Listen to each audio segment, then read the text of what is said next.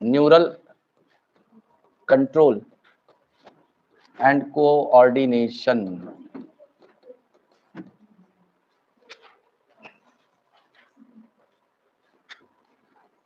देखिए हमें यहां पे बात करनी है नर्वस सिस्टम के बारे में।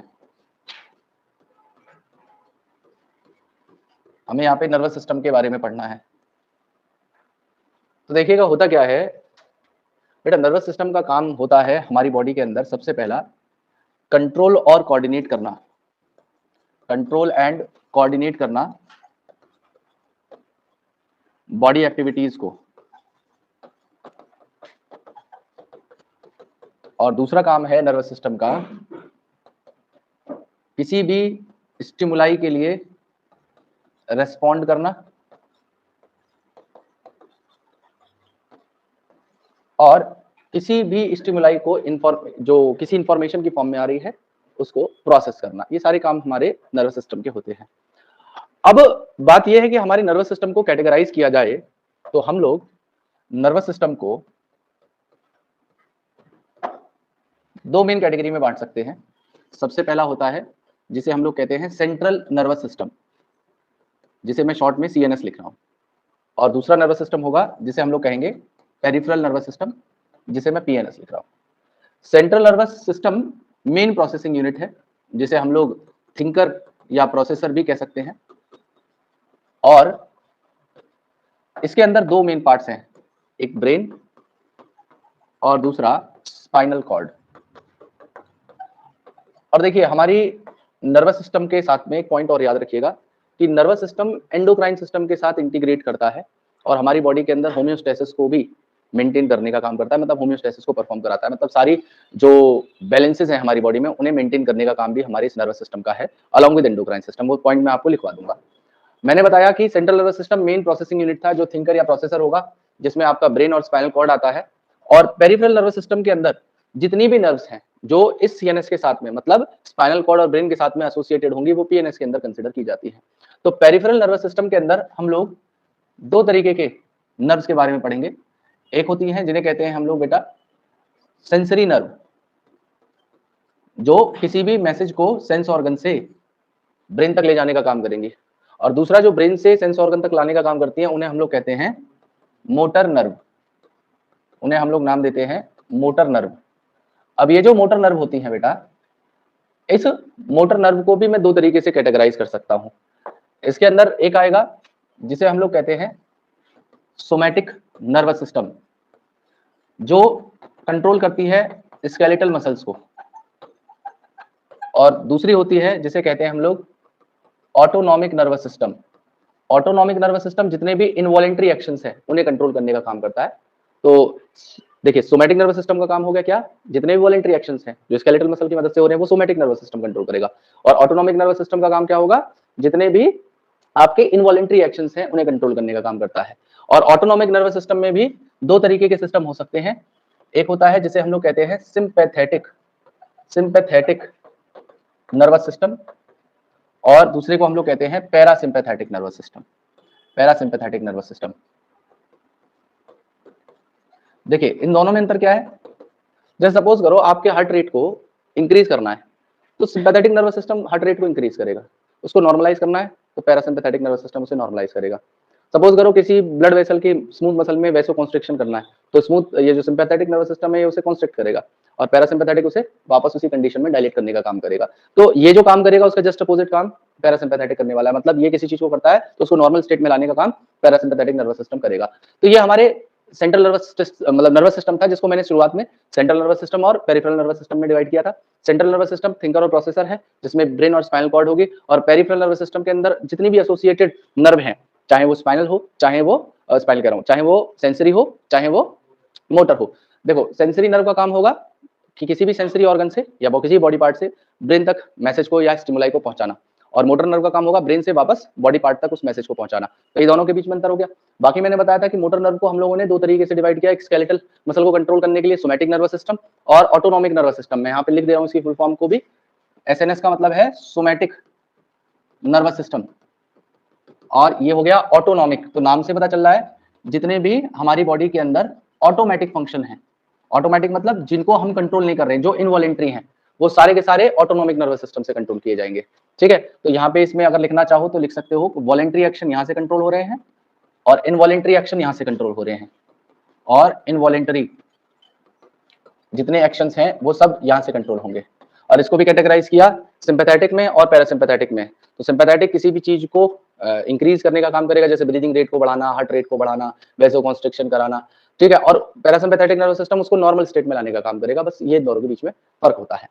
अब अगली बात है यहाँ पे कि जो हमारा नर्वस सिस्टम है, उस नर्वस सिस्टम को बनाने के लिए जो स्ट्रक्चरल यूनिट होती है उसे हम लोग कहते हैं न्यूरॉन। तो अब अगला जो पार्ट है वो है न्यूरॉन। फिर हम पहले न्यूरॉन के स्ट्रक्चर को पढ़ेंगे, और न्यूरॉन के स्ट्रक्चर को पढ़ने के बाद उसमें कौन कौन से पार्ट्स होते हैं उन्हें देखेंगे, और फिर टाइप ऑफ न्यूरॉन की बात करेंगे हमारी कि न्यूरॉन के टाइप क्या क्या हो सकते हैं। तो देखिएगा अगला पार्ट जो मैं यहाँ पे शुरू कर रहा हूँ वो है न्यूरॉन। तो न्यूरॉन क्या है? It is basic structural and functional unit of nervous system. हमारे नर्वस सिस्टम की बेसिक स्ट्रक्चरल और फंक्शनल यूनिट होती है न्यूरॉन। और इस न्यूरॉन को हम लोग मेनली तीन मेन पार्ट में बांटते हैं। एक होता है इसकी सेल बॉडी, जिसे हम लोग साइटोन भी कह सकते हैं। इसके साथ एसोसिएटेड होते हैं डेंड्राइट्स। तो डेंड्राइट्स जिससे निकलते हैं उन्हें हम डेंड्रॉन कहते हैं। डेंड्रॉन की ही ब्रांचेस डेंड्राइट्स कहलाती हैं। इन्हीं डेंड्रॉन की ब्रांचेस डेंड्राइट्स कहलाएंगी।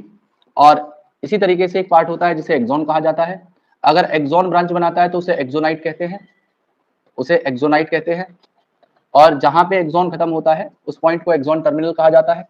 और एक्सॉन टर्मिनल वाले पॉइंट पे आपको साइनेप्टिक नॉब या बटन देखने के लिए मिलता है। और इस सेल बॉडी में क्या क्या होगा तो आइए इस डायग्राम से समझिए। तो यहाँ पे मैं एक न्यूरॉन के डायग्राम को ड्रॉ कर रहा हूँ। देखिए किसी भी न्यूरॉन में सबसे मेन पार्ट है उसकी सेल बॉडी। तो जिस तरीके से किसी नॉर्मल सेल के अंदर सारे सेल ऑर्गेनेल्स होते हैं, न्यूक्लियस होता है, इसी तरीके से इसके अंदर भी अपना न्यूक्लियस होगा और जितने भी सेल ऑर्गेनेल्स किसी सेल में होने चाहिए जैसे साइटोप्लाज्म के अंदर, वो सारे के सारे इस पार्ट के अंदर प्रेजेंट होंगे। और यहाँ से जो ये प्रोसेस निकलेगा ये डेंड्रॉन है। और डेंड्रॉन जब ब्रांच बनाएगा तो उन्हें हम लोग डेंड्राइट्स कह देंगे। ये जो यहाँ से निकला प्रोसेस जिससे मैंने कह दिया डेंड्रॉन, डेंड्रॉन से जो ब्रांच निकली उसे मैंने डेंड्राइट नाम दे दिया। तो इसी तरीके से आप डेंड्रॉन्स बनाइए और डेंड्रॉन के आगे डेंड्राइट्स को बना दीजिए। ठीक है जी, तो ये डेंड्राइट्स बन जाएंगे इसकी। अब ये जो पार्ट था इसके अंदर आपको न्यूक्लियस बनाना है। न्यूक्लियस के अलावा अगर आप बनाना चाहें तो यहाँ पे माइटोकॉन्ड्रिया बना दीजिए। उसके अलावा एक स्पेशल बेटा राइबोसोम और रफ एंडोप्लाज्मिक रेटिकुलम मिलके, फ्री राइबोसोम्स एंड आरईआर मिलके यहाँ पे एक स्ट्रक्चर बनाता है जिसे हम लोग निसल्स ग्रेन्यूल कहते हैं। तो यहाँ पे इसके अंदर आपको एक निसल ग्रेन्यूल नाम का आरईआर और राइबोसोम मॉडिफाई करके स्ट्रक्चर बनाता हुआ मिल जाएगा। तो यहाँ पे मैं इसे लिख दे रहा हूँ कि this is Nissl's granule, this is nucleus, these are dendrites, these are dendrons, and this whole part is cell body or cyton, and this process जो यहाँ से निकल रहा है इसे हम लोग कहते हैं एक्सॉन। और देखो डेंड्राइट्स का काम होता है क्या करना, डेंड्राइट्स का काम है किसी भी मैसेज को या इम्पल्स को सेल बॉडी की तरफ लेके आना। और ये जो एक्सॉन जा रहा है इसका काम है सेल बॉडी से उस इम्पल्स को दूर लेके जाना। ये मैसेज को लाने का काम करती हैं, एक्सॉन मैसेज को ले जाने का काम करता है। दोनों में अंतर है। ठीक है, मतलब ये जैसे सपोज करो ये जो न्यूरॉन है ये आपकी स्किन के जस्ट नीचे है। तो जो भी स्टिमुलाई स्किन के ऊपर मिला उसको इस डेंड्रॉन्स ने या डेंड्राइट्स ने सेंस किया और उसको सेल बॉडी तक पहुंचाया। फिर उस स्टिमुलाई को इस सेल बॉडी से इस एक्सॉन के थ्रू जो है दूसरी न्यूरॉन में भेजा जाएगा, दूसरी न्यूरॉन से तीसरी न्यूरॉन में भेजा जाएगा। और तब तक ये ट्रांसफर होता रहेगा जब तक वो सेंट्रल नर्वस सिस्टम तक ना पहुंच पाए, मतलब जब तक वो प्रोसेसर और थिंकर वाले पार्ट में ना पहुंचे तब तक वो इंपल्स ट्रांसफर होती चली जाएगी। फिर जब आपके वो स्टिमुलाई ब्रेन तक पहुंचेगा, ब्रेन उस इंफॉर्मेशन को सेंस मतलब उसको प्रोसेस करेगा और देखेगा कि भाई इसके हिसाब से क्या टास्क करनी चाहिए। फिर वो उसी हिसाब से आपको वापस मोटर नर्व के थ्रू आपके जो ऑर्गन होते हैं, अफेक्टर ऑर्गन्स होते हैं, वहां तक वापस मैसेज भेजने का काम करता है। तो मैं बात करता हूं कि ये जो पार्ट था इसे मैंने पूरे को एक्सॉन कहा। अब एक्सॉन के साथ में एसोसिएटेड होती है यहाँ पे जिन्हें कहते हैं हम लोग श्वान सेल्स। और इन श्वान सेल्स का काम होता है क्या करना, एक फैट की लेयर बनाना, जिसे हम लोग माइलिन शीथ कहते हैं। तो ये जो ग्रीन कलर से मैं बना रहा हूँ, ये माइलिन शीथ है, और इस माइलिन शीथ को बनाया किसने? इसे बनाया है इन श्वान सेल्स ने, जो एसोसिएटेड थी इनके साथ में। ठीक है, तो यहाँ पे ये जो येलो कलर से बनाई है, ये तो हो गई श्वान सेल, और ये जो बनाई है ये हो गई माइलिन शीथ, और जो इनके बीच में गैप हो गया उसे हम कहेंगे नोड ऑफ रेनवियर।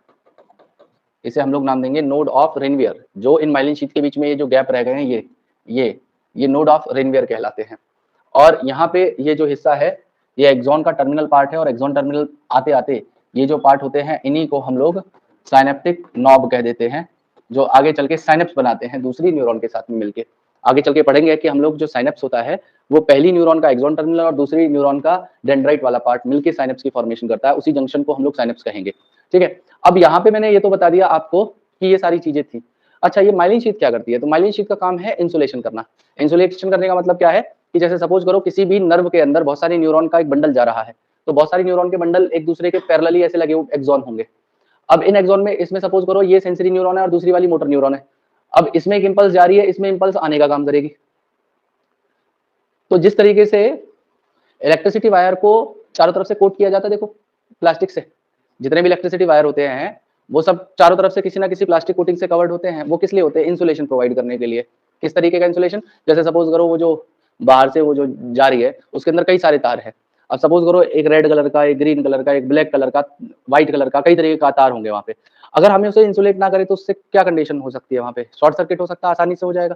तो इसी तरीके से जब अगर किसी इलेक्ट्रिकल इंपल्स का ट्रांसमिशन किया जा रहा होगा, तो उस दौरान ये सेंसरी न्यूरॉन जा रही है, नीचे वाली मोटर न्यूरॉन है, एक मैसेज को ले जाने का काम कर रही है, दूसरा मैसेज को लाने का काम कर रही है। तो यहाँ पे जो नर्व इंपल्स ट्रांसमिशन है वो आसानी से अफेक्ट हो सकता है। तो उस जगह पे इंसुलेट करने का काम कौन करेगा? ये माइलिन शीथ करेगी। तो माइलिन शीथ का सिंपल सा काम है क्या करना? इंसुलेशन को प्रोवाइड करना। यहाँ तक की बात सभी को क्लियर होगी।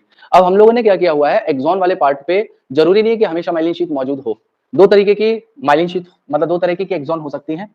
एक होते हैं जिन्हें हम लोग कहते हैं माइलिनेटेड एक्सॉन, जिनके ऊपर माइलिन शीथ होगी, और एक होंगे नॉन माइलिनेटेड एक्सॉन, जिनके ऊपर माइलिन शीथ प्रेजेंट नहीं होती है। तो अब आगे की बात समझिएगा। यहाँ पे जो है मैं बात कर रहा हूं माइलिनेटेड एक्सॉन की, और दूसरा होता है नॉन माइलिनेटेड एक्सॉन। अब इन दोनों में क्या फर्क है? देखिए, जो माइलिन शीथ होती है ना, ये फैट की लेयर है, और ये अपीयरेंस में अगर बात करें तो व्हाइट कलर की दिखती है। तो जहां पे भी ये बहुत ज्यादा रिच होंगी ऐसी माइलिन शीथ वाली न्यूरॉन, वो एरिया व्हाइट अपीयर होता है। तो ब्रेन में जिस जगह पे भी ये प्रेजेंट होती हैं, ये व्हाइट कलर की अपीयर होती हैं, और उसे हम लोग व्हाइट मैटर कह देते हैं। क्या कह देते हैं उसे? White matter. ठीक है जी। तो यहाँ पे मैं माइलिनेटेड एक्सॉन की बात करूं तो इसमें क्या होगा, इस तरीके से ये न्यूरॉन जा रही है, और इसमें ये माइलिन शीथ प्रेजेंट है, और इनके साथ साथ श्वान सेल्स भी हैं। ये श्वान सेल्स हैं, ये डेंड्रॉन से डेंड्राइट से, डेंड्रॉन से डेंड्राइट से, डेंड्रॉन से डेंड्राइट से बना दीजिए। तो ऐसी आप एक्सॉन को जिसके ऊपर माइलिन शीथ प्रेजेंट होती हो, ये सारी की सारी क्या है? Myelin sheath. तो उसे हम लोग माइलिनेटेड एक्सॉन कहते हैं। और यहाँ पे ये फॉर्म करता है white matter in our brain. इसका काम है क्या करना? व्हाइट मैटर को फॉर्म करना। और ज्यादातर जो हमारी बेटा स्पाइनल और क्रेनियल नर्व होती हैं, और एक तरीके से आप कह लीजिए जितनी भी हमारी ये सेंसरी और मोटर नर्व होती है, ये माइलिनेटेड होती हैं। इनके ऊपर माइलिन शीथ प्रेजेंट होगी। सेंसरी मतलब जो मैसेज लेके जा रही है, और मोटर जो वापस लेके आ रही है, दोनों को माइलिन शीथ कवर करने के लिए होगा। अब नॉन माइलिनेटेड एक्सॉन के बारे में बात करें तो नॉन माइलिनेटेड एक्सॉन्स में क्या होगा, ये सेल बॉडी है, ये एक्सॉन है। अब यहाँ पे इसके ऊपर माइलिन शीथ मौजूद नहीं होगी, इसके ऊपर माइलिन शीथ प्रेजेंट नहीं होती। तो ये, लेकिन श्वान सेल यहाँ पे एसोसिएटेड होंगी, Schwann cells are present, but myelin sheath को सिंथेसाइज नहीं करेंगी। तो ऐसी एक्सॉन्स जो होती हैं जिनके ऊपर श्वान सेल्स तो मौजूद हैं, लेकिन माइलिन शीथ वहां पे सिंथेसाइज नहीं की जा रही, ये श्वान सेल्स हैं जो यहाँ पे लगी हुई हैं। तो ऐसी जो एक्सॉन्स है, या ऐसी न्यूरॉन जिनके एक्सॉन के ऊपर माइलिन शीथ नहीं है, ये बेसिकली ग्रे अपीयर होती है, ग्रे कलर की, ग्रेइश कलर की, क्योंकि इनके ऊपर माइलिन शीथ नहीं है। तो ये ग्रे मैटर फॉर्म करती है ब्रेन में। ये क्या करेंगी? ये ग्रे मैटर को फॉर्म करने का काम करेंगी। और बेटा ये जनरली क्या होती है, जितनी भी ऑटोनॉमिक नर्व्स हैं, जितनी भी ऑटोनॉमिक नर्व हैं जो ऑटोनॉमिक नर्वस सिस्टम में सिंपैथेटिक पैरासिम्पैथेटिक, वो सब की सब नॉन माइलिनेटेड होती हैं। तो जितनी भी आपकी ऑटोनॉमिक नर्व्स हैं वो सब नॉन माइलिनेटेड एक्सॉन लेके चलती हैं। अब अगला पार्ट है कि हमने न्यूरॉन के 3 टाइप बांटे हुए हैं। न्यूरॉन के अगर मैं टाइप्स की बात करूं तो न्यूरॉन को 3 तरीके से बांटा हुआ है। एक होती है जिन्हें कहा जाता है यूनिपोलर न्यूरॉन, दूसरी होती है जिन्हें कहा जाता है बाइपोलर न्यूरॉन्स, और एक होती है जिन्हें कहा जाता है मल्टीपोलर न्यूरॉन्स। तो देखिए तीनों में डिफरेंस बहुत इजी सा है, समझने वाली बात है। मल्टीपोलर न्यूरॉन वो है जिसमें 2 या उससे ज्यादा डेंड्राइट हो और साथ में वहां पे एक्सॉन भी हो, मतलब 2 से ज्यादा उसमें डेंड्राइट्स लगे हुए हैं, डेंड्रॉन्स लगे हुए हैं और साथ में उसमें एक्सॉन भी लगा हुआ है, ऐसी न्यूरॉन मल्टीपोलर न्यूरॉन कहलाएगी। और ये सारी डेंड्राइट सेल बॉडी के साथ एसोसिएटेड है।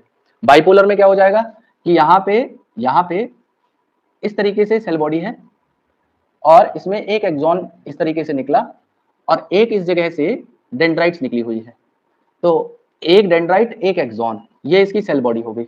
ऐसी न्यूरॉन बाइपोलर न्यूरॉन कहलाती है।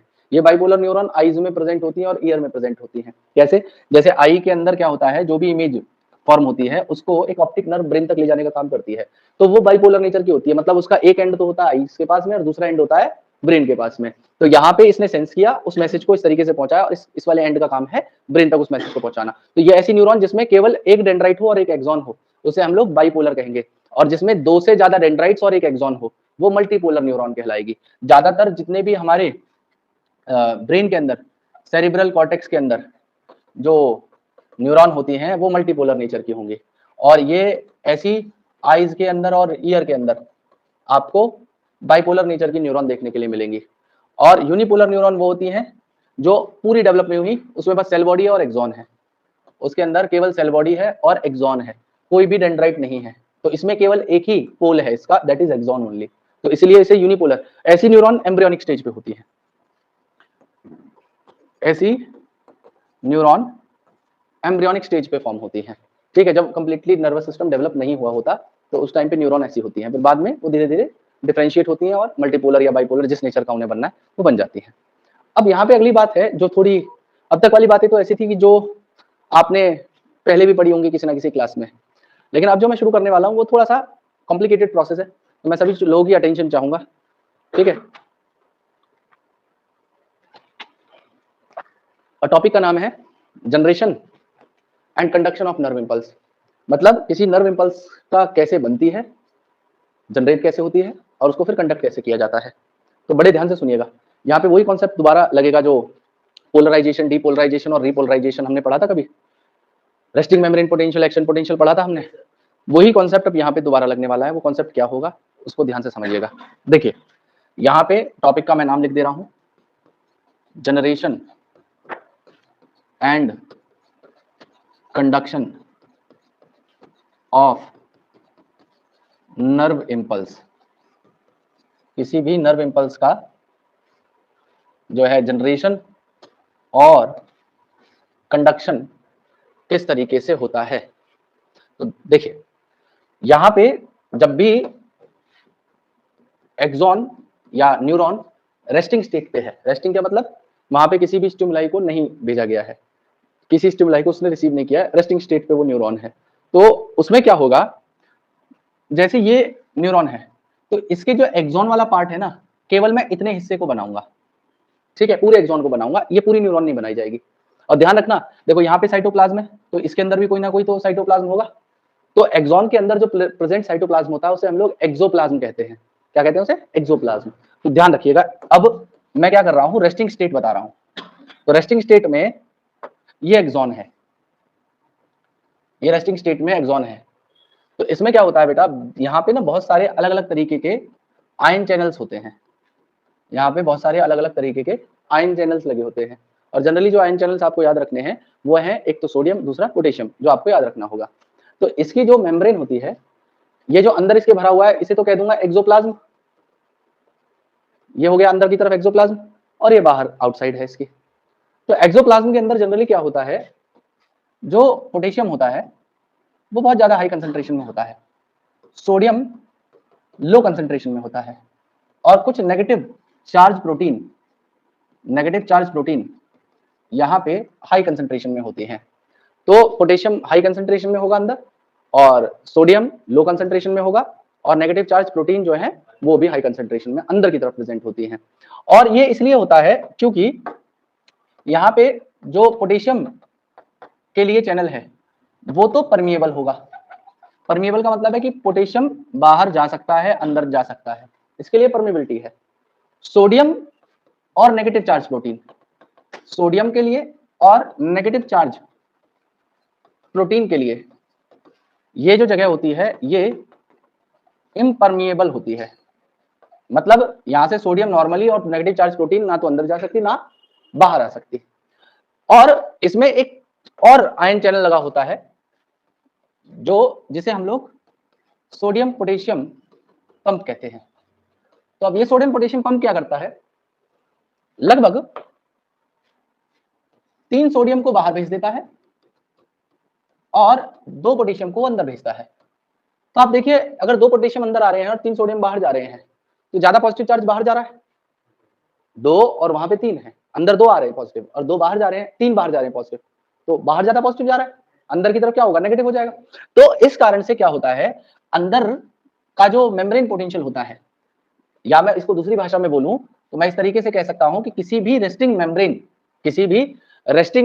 के आउटसाइड एंड इनसाइड जो पोटेंशियल डिफरेंस होगा, मैं कह रहा हूं किसी भी रेस्टिंग मेम्ब्रेन के बाहर और अंदर जो पोटेंशियल डिफरेंस होगा उसी को हम लोग रेस्टिंग मेम्ब्रेन पोटेंशियल कह देते हैं।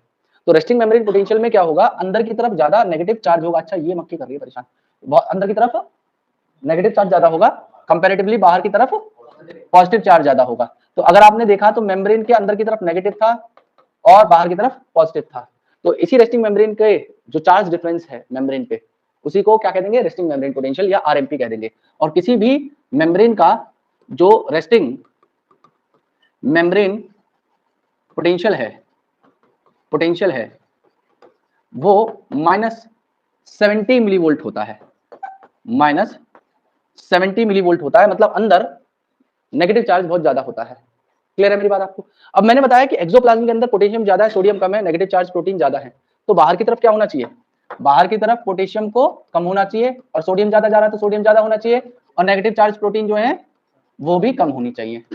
तो ये इनके जो है यहाँ पे कंसंट्रेशन के बारे में बता दिया मैंने आपको कि किस किस आयन का अंदर ज्यादा कंसंट्रेशन होगा, किस आयन का बाहर ज्यादा कंसंट्रेशन होगा। और यही जो चीजें हैं ये डिफरेंस कॉज कर रही हैं इसके पोटेंशियल डिफरेंस में या मेम्ब्रेन के पोटेंशियल में, और इसका रेस्टिंग मेम्ब्रेन पोटेंशियल -70 मिलीवोल्ट वो फॉर्म कर ले रही है। यहाँ तक की बात सभी क्लियर है?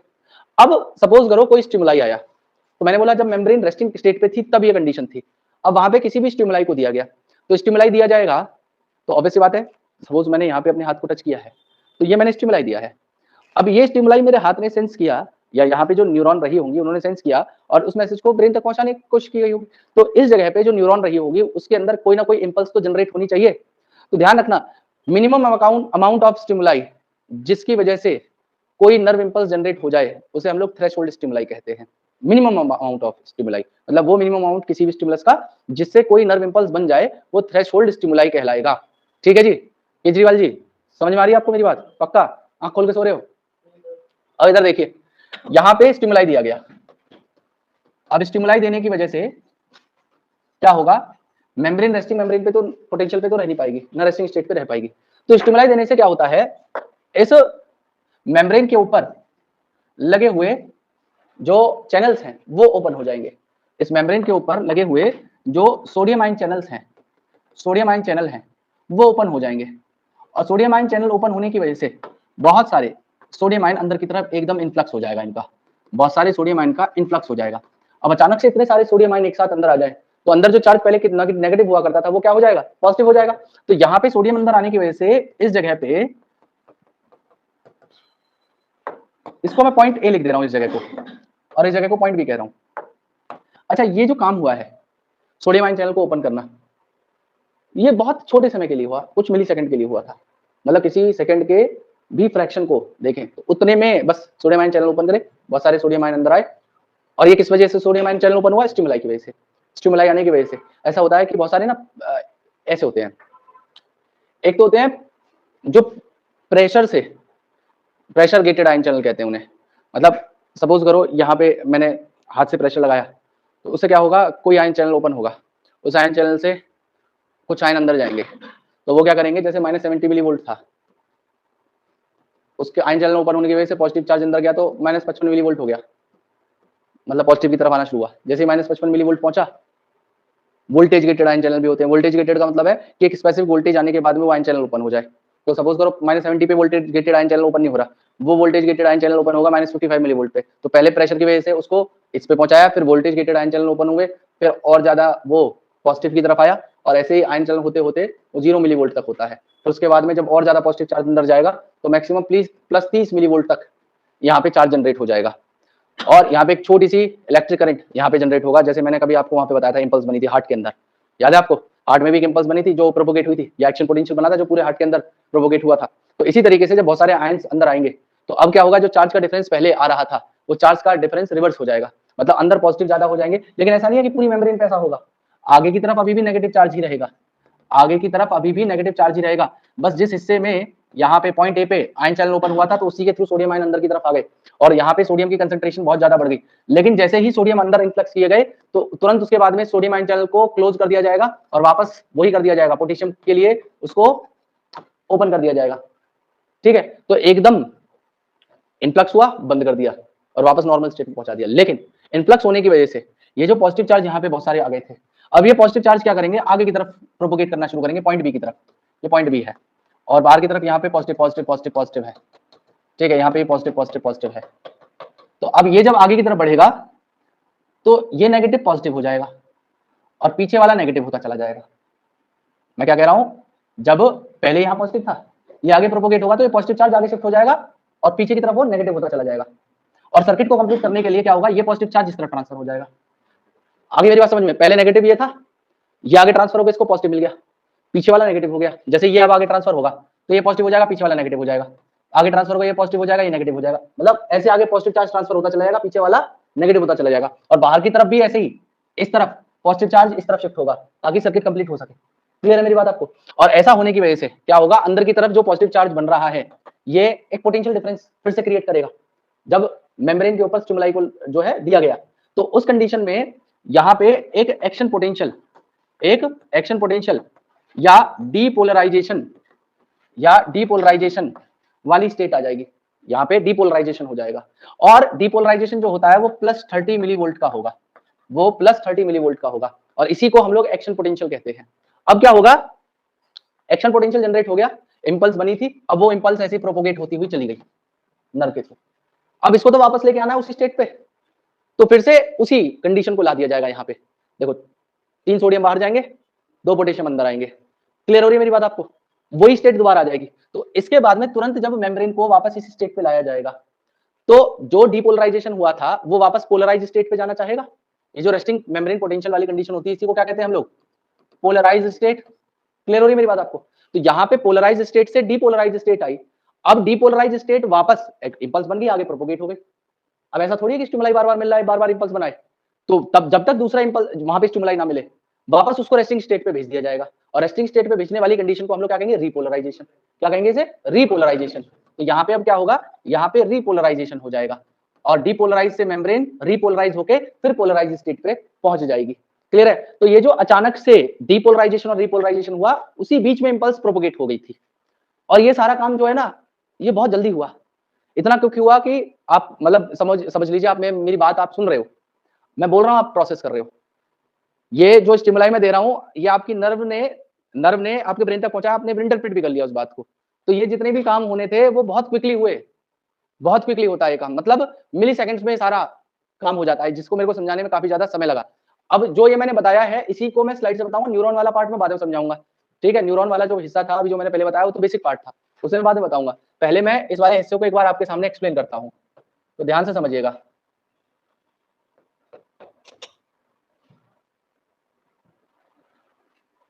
देखिए, और स्टेटमेंट को बड़े ध्यान से समझना।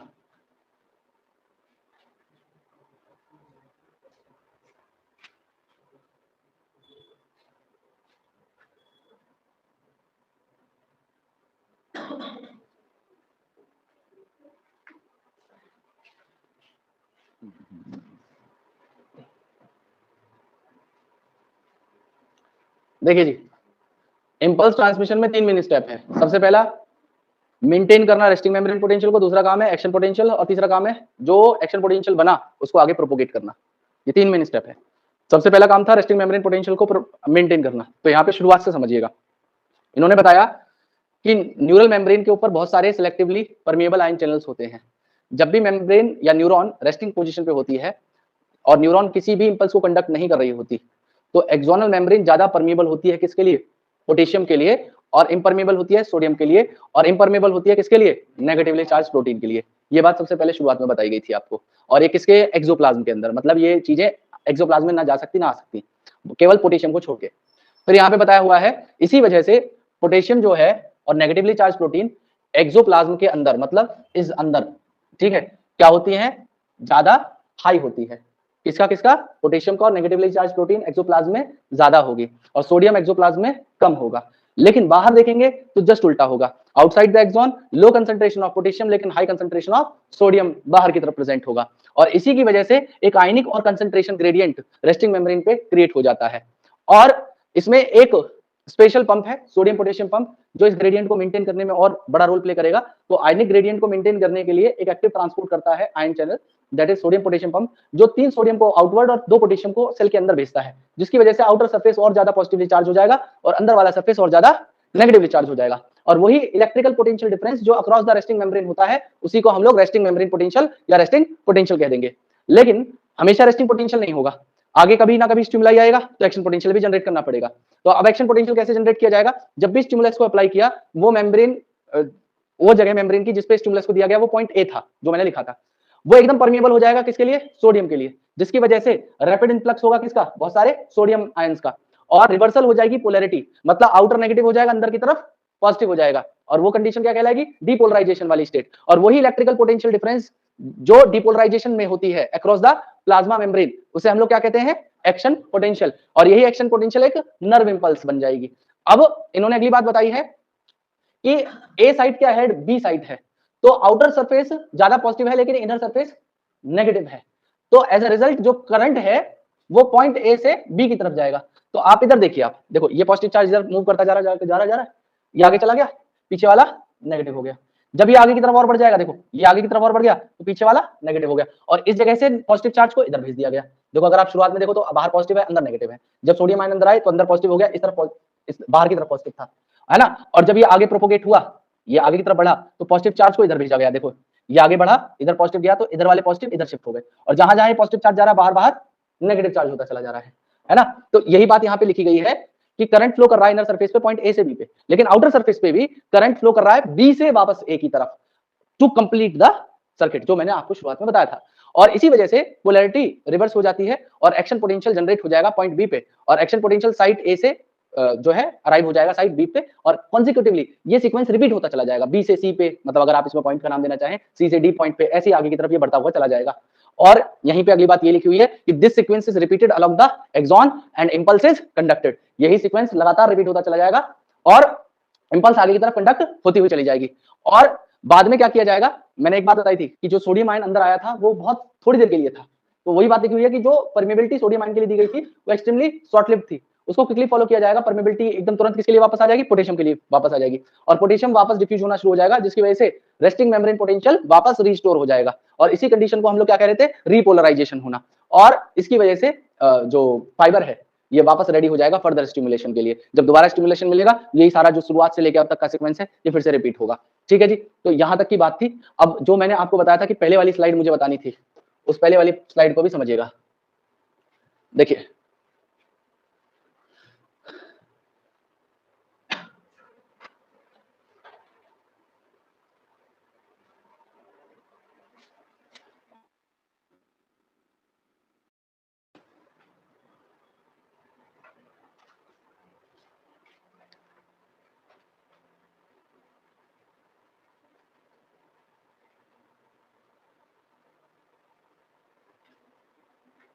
देखिए जी, यहाँ पे सबसे पहले बताया हुआ है नर्वस सिस्टम या न्यूरल सिस्टम वो सिस्टम है जो बॉडी फंक्शंस या बॉडी एक्टिविटीज को कंट्रोल और कोऑर्डिनेट करता है, और साथ में कंडक्ट और इंटीग्रेट करता है इंफॉर्मेशन को, और रिस्पॉन्स करता है स्टिमुलाई के लिए। और इसके अंदर ब्रेन, स्पाइनल कॉर्ड और नर्व, ये तीनों चीजें होंगी। और यहाँ पे एक स्पेशलाइज सेल्स होती हैं जिन्हें न्यूरॉन कहा जाएगा, जो पूरे नर्वस सिस्टम को बनाने का काम करेंगी। न्यूरॉन स्ट्रक्चरल फंक्शनल यूनिट है नर्वस सिस्टम की, इसके 3 मेन पार्ट हैं, सेल बॉडी, डेंड्रॉन्स और एक्सॉन। सबसे पहले सेल बॉडी के बारे में बताया हुआ है कि इसके अंदर आपको साइटोप्लाज्म, सेल ऑर्गेनेल, नेसल ग्रेन्यूल, ये सारी चीजें मिल जाएंगी। डेंड्रॉन्स में बताया था वो शॉर्ट फाइबर्स जो सेल बॉडी से बाहर प्रोजेक्ट आउट हो रहे हैं उन्हें डेंड्रॉन्स कहते हैं, और यही डेंड्राइट्स की सब ब्रांचेस जो है डेंड्राइट्स कहलाएंगी, और इनका काम है इंपल्सेस को टुवर्ड द सेल बॉडी लेके जाना। दूसरा एक्सॉन वाला पार्ट है, ये एक लॉन्ग फाइबर है जो ट्रांसमिट करता है इंपल्स को away from the cell body से दूर भेजने का काम करेगा, और इसी की जो ब्रांचेस होती है उन्हें हम लोग एक्सोनाइट कहते हैं, और हर एक्सोनाइट के एंड पे बल्ब लाइक स्ट्रक्चर होते हैं जिन्हें हम लोग साइनेप्टिक नॉब कह देते हैं। अब न्यूरॉन 3 टाइप की होती है, मल्टीपोलर, बाइपोलर और यूनिपोलर। मल्टीपोलर में एक एक्सॉन और उसके अलावा 2 या उससे ज्यादा डेंड्रॉन्स होते हैं, ये सेरेब्रल कॉर्टेक्स में मिलेगा। बाइपोलर में एक एक्सॉन और एक डेंड्रॉन मिलेगा, ये रेटिना ऑफ आई के अंदर प्रेजेंट होता है। यूनिपोलर में केवल एक एक्सॉन होगा, कोई डेंड्रॉन नहीं होगा, ये एम्ब्रियोनिक स्टेज पे मिलने वाली न्यूरॉन है। उसके अलावा 2 तरीके की एक्सॉन बताई गई, माइलिनेटेड और नॉन माइलिनेटेड एक्सॉन।